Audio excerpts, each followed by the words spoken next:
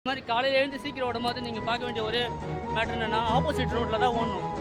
வண்டி எப்படி வருதோ அதுக்கு எதிர்க்க தான் ஓடணும்.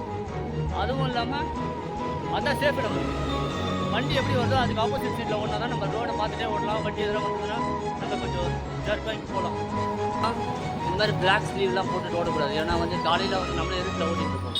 இருட்டில் ஓடும் போது என்ன ஆகும், வர வண்டிக்கு நம்மளோட பிளாக் இதுவாக தெரியாது.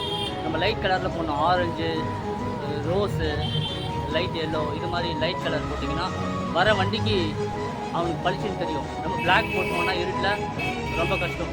பார்த்தீங்கன்னா என்னோட ஃபேஸ்லேருந்து எவ்வளோ வேறு வருது பார்த்தீங்களா, நெத்தியில் இதெல்லாம். இது தடுக்கிறதுக்கு தான் ஹெட்பேண்ட் போடுறது. ஹெட்பேண்ட் போட்டோன்னா உங்களுக்கு என்ன ஆகும்னா தலையிலேருந்து வர வேறு அங்கேயே ஸ்டாப் ஆகிடும். அதனால் நம்மளால் கான்ஸ்டண்ட்டாக ஓட முடியும். இது மாதிரி ஃபேஸில் இப்படிலாம் இருந்ததுன்னா கன்சிஸ்டண்டாக இருக்கும். தொடச்சி போட்டு ஓடிதான் இருக்கும். அது கடுப்பாக இருக்கும். ஹெட்பேண்ட் போட்டோம்னா அங்கேயே ஸ்டாப் ஆகும்.